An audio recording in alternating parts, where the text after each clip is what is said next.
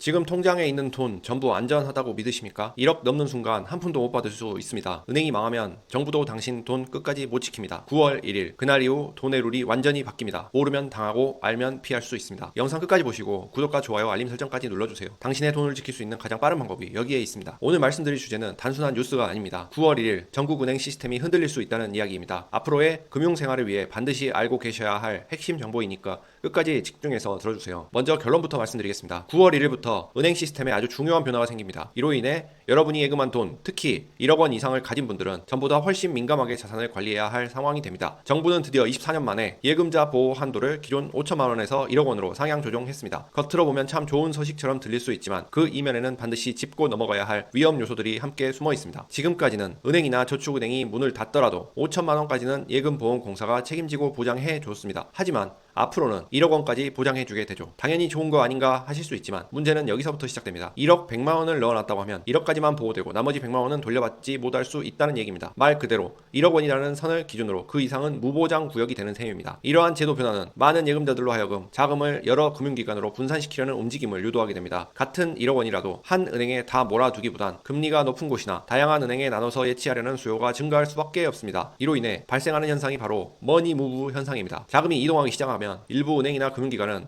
유동성 위기를 맞을 위험성도 있습니다. 정부도 이를 인지하고 있어서 9월 이후부터는 일일 자금 이동 현황을 모니터링하고 대응 방안을 마련할 예정이라고 밝혔습니다. 이쯤에서 많은 분들이 궁금해하실 겁니다. 그러면 예금을 어떻게 나눠야 하는지, 어떤 은행이 더 안전한지, 또는 어떤 금융상품이 유리한지 말이죠. 이런 부분은 앞으로도 추가 영상에서 다룰 예정이니 꼭 구독과 알림 설정 해두시면 놓치지 않고 받아보실 수 있습니다. 자, 지금까지 우리가 눈에 보이는 돈, 즉 은행 통장에 들어있는 실물 화폐에 대한 이야기를 나눴습니다. 이제부터는 더 중요한, 그러나 훨씬 더 불안정한, 보이지 않는 돈에 대한 이야기를 해볼까 합니다. 바로 디지털 화폐, 그 중에서도 스테이블 코인입니다. 스테이블 코인은 쉽게 말해 실제 화폐와 가치가 1대1로 연동되는 디지털 자산입니다. 예를 들어 한 개의 스테이블 코인이 1달러 혹은 1,000원의 가치를 갖도록 설계된 것이죠. 이는 비트코인이나 이더리움처럼 시세가 널뛰는 것이 아니라 실제 화폐의 가치를 기준으로 안정적으로 유지되도록 만들어진 디지털 화폐입니다. 그래서 이를 활용하면 빠르고 저렴하게 송금하거나 결제할 수 있다는 장점이 있습니다. 실제로 최근 서울 남대문 시장에서는 외국인 관광객들이 스테이블 코인을 들고 와서 ATM 기기를 통해 현금을 인출하고 쇼핑까지 해결하고 돌아가는 사례가 포착되었습니다. 그만큼 이제는 환전소를 거치지 않고도 실시간 환율로 현금을 손에 쥘 수 있는 시대가 온 겁니다. 수수료는 낮고 처리 속도는 빠르며 거래 내역이 자동으로 기록되는 시스템까지 갖춰져 있으니 정부나 기업 입장에서도 큰 관심을 가질 수밖에 없는 상황입니다. 그러나 이 스테이블 코인은 아직 우리나라 법적 제도권 안에 완전히 들어오지 않았습니다. 예금자 보호 대상도 아니고 중앙은행이 보증하는 구조도 아닙니다. 만약 해킹을 당하거나 발행 주체가 부도나면 여러분의 코인은 말 그대로 증발해 버릴 수도 있는 겁니다. 이처럼 겉으로 보기엔 편리하고 합리적이지만 법적 안정성이 부족하다는 점은 반드시 기억하셔야겠습니다. 자, 그럼 이제 본격적으로 스테이블 코인이 실제로 사용되고 있는 다양한 사례들을 살펴보겠습니다. 이 부분을 잘 이해하셔야 앞으로 다가올 새로운 금융 시스템에 적응할 수 있습니다. 우선 스테이블 코인의 대표적인 활용 사례는 외국인 관광객들의 현금 인출입니다. 예를 들어 서울 남대문 시장에서는 외국인들이 테더라는 스테이블 코인을 지갑에 담고 현장에 설치된 ATM 기기에서 바로 현금으로 뽑을 수 있습니다. 복잡한 환전 절차 없이 수수료도 저렴하게 바로 원화를 인출할 수 있는 구조인 거죠. 예전에는 해외에서 달러나 엔화를 바꿔 들고 와 환전소를 찾아야 했지만 이제는 스마트폰 하나만 있으면 끝입니다. 이처럼 실물 화폐보다 훨씬 빠르고 간편한 디지털 자산의 흐름이 현실에서 이미 시작되고 있습니다. 이 흐름을 정부도 무시할 수 없습니다. 예를 들어 지자체에서 발행하는 지역화폐 혹은 정부가 지급하는 각종 지원금이 스테이블 코인 형태로 전환되면 사용처 추적이 훨씬 쉬워집니다. 누가 언제 어디서 어떤 항목에 돈을 썼는지 실시간으로 확인이 가능하니까요. 심지어 특정 조건을 걸어둘 수도 있습니다. 예를 들어 농촌 전용 코인은 도시 지역에선 결제가 자동으로 차단되고 지정된 가맹점에서만 사용할 수 있도록 코드를 설정할 수 있습니다. 이건 프로그래머블 원이라고 불리며 정책 자금의 낭비를 막는 동시에 행정 효율성을 획기적으로 올릴 수 있는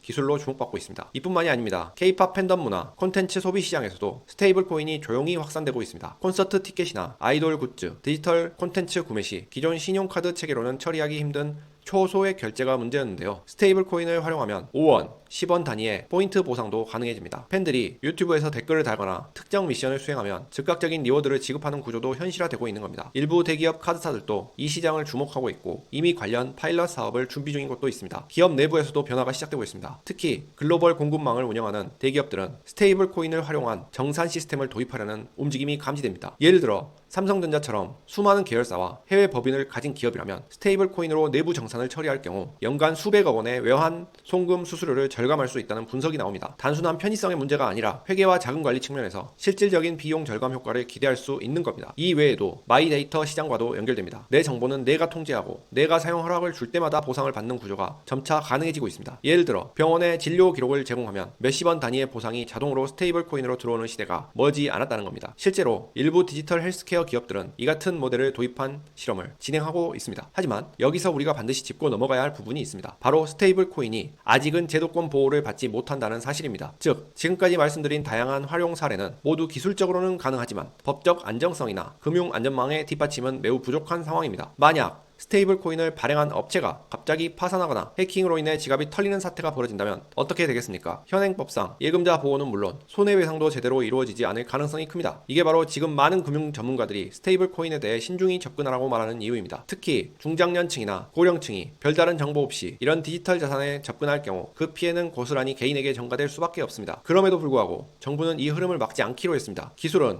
이미 세상을 바꾸고 있고 사용자 수요도 꾸준히 증가하고 있기 때문입니다. 대신 정부는 디지털 자산 관련 법안을 마련해 제도권 안으로 끌어들이려 하고 있습니다. 현재 논의되고 있는 법안 중 하나가 바로 디지털 자산 혁신법입니다. 여당 주도로 초안이 마련되었고 금융당국과 협의를 거치고 있지만 아직은 발의 전 단계에 머물러 있습니다. 제정까지는 시간이 좀 더 필요한 것으로 보입니다. 자, 지금까지 우리는 9월 1일부터 바뀌는 예금자 보호제도 그리고 스테이블 코인이 가져올 금융의 지각 변동에 대해 이야기했습니다. 이제 가장 중요한 부분입니다. 우리는 이러한 변화 속에서 무엇을 준비하고 어떤 선택을 해야 할까요? 지금부터 그 해답을 함께 찾아보겠습니다. 첫째, 예금자 보호 한도 변경에 따라 자산 분산은 더 이상 선택이 아니라 필수가 되었습니다. 예전에는 5천만 원 초과하는 자산이 있는 경우에만 분산을 고민했지만 이제는 1억 원이 그 기준이 됩니다. 만약 여러분이 한 은행에 1억 3천만 원을 예치해 두었다면 반드시 초과된 3천만 원은 다른 금융기관으로 옮겨야 합니다. 중요한 건 한 금융기관당 1억 원이라는 점입니다. 같은 은행의 다른 지점이나 다른 예금 상품을 이용하더라도 결국은 같은 금융기관으로 분류됩니다. 따라서 은행, 저축은행, 신협, 새마을금고 이와 같은 서로 다른 기관 등에 분산시켜야만 온전한 보호를 받을 수 있습니다. 둘째, 분산할 때 금리만 보고 결정하지 마세요. 예금 금리가 높다고 무조건 좋은 건 아닙니다. 예금 보험공사의 보호 여부, 해당 금융기관의 건전성, 최근 뉴스 등도 꼭 함께 체크해야 합니다. 특히 소형 저축은행이나 지역 금융기관의 경우 그 고금리를 미끼로 자금을 유치하는 사례가 있을 수 있습니다. 이런 경우 유동성 위기에 빠질 가능성도 있으므로 예금자 입장에서 더욱 신중한 판단이 필요합니다. 셋째, 스테이블 코인과 같은 디지털 자산은 반드시 학습하고 이해한 후에 접근해야 합니다. 절대 남들도 하니까 라는 이유만으로 시작하지 마세요. 지금 이 시장은 제도도 불안전하고 투자자 보호 장치도 미비한 상황입니다. 정보에 밝고 리스크를 감당할 수 있는 일부 계층이 먼저 참여하고 있는 초기 단계라고 보셔야 합니다. 만약 관심이 생기셨다면 직접 거래를 하기보다는 공신력 있는 기관에서 진행하는 세미나나 설명회에 먼저 참석해 보시는 것을 추천드립니다. 넷째, 디지털 화폐와 연관된 서비스들이 앞으로 우리 일상에 깊이 파고들 가능성이 높습니다. 마이데이터, 지역화폐, 디지털 지갑, 블록체인 기반 결제 시스템 등이 우리 동네 마트나 병원, 심지어 구청 행정 서비스에서도 사용될 수 있습니다. 중요한 건 이러한 변화에 뒤처지지 않는 것입니다. 무작정 거부하기보다는 적어도 개념 정도는 이해하고 나에게 필요한 정보는 스스로 찾아볼 수 있는 능력을 갖추는 것이 중요합니다. 다섯 번째, 자녀 세대와의 대화도 매우 중요합니다. 이미 10대, 20대는 디지털 지갑, 코인 결제, 피송금 등에 익숙한 세대입니다. 부모 세대가 이를 전혀 이해하지 못하면 자산 이전이나 상속 문제에서도 혼란이 생길 수 있습니다. 지금부터라도 자녀들과 금융에 대한 대화를 조금씩 늘려보세요. 기술이 낯설다고 피하면 결국 손해를 보는 건 우리 자신입니다. 여섯 번째, 금융 사기에도 각별히 주의해야 할 시기입니다. 제도 변화나 기술 도입 시점에는 이를 악용하는 사기 사례도 급증합니다. 예금자 보호를 빙자해 개인정보를 요구하거나 가짜 코인 지갑을 만들어 투자금을 유도하는 사례가 대표적입니다. 무언가 낯설고 잘 이해되지 않는 서비스가 나왔을 땐 반드시 금융감독원이나 정부기관의 공식 정보를 먼저 확인하세요. 마지막으로 이 모든 변화를 너무 두려워하지 않으셨으면 합니다. 지금은 과도기입니다. 불편하고 낯설지만 결국은 모두가 적응해 나가야 할 새로운 질서의 시작입니다. 예전에도 카드 결제, 인터넷 뱅킹, 스마트폰 뱅킹이 처음 등장했을 땐 다들 불안해했지만 지금은 너무나 자연스럽게 사용하고 있지 않습니까? 이번에도 마찬가지입니다. 다만 그 전환 속도를 조금 더 민감하게 인지하고 필요한 준비를 미리 해두는 사람이 결국 가장 큰 이득을 얻을 수 있습니다. 오늘 이야기 잘 들으셨나요? 지금 이 순간에도 우리의 돈은 조용히 그러나 빠르게 움직이고 있습니다. 눈에 보이지 않는 변화일수록 더 주의 깊게 살펴봐야 합니다. 오늘 내용이 조금이나마 여러분의 판단에 도움이 되셨다면 구독과 좋아요, 알림 설정까지 부탁드립니다. 더 다양한 경로로 찾아뵙도록 하겠습니다. 감사합니다.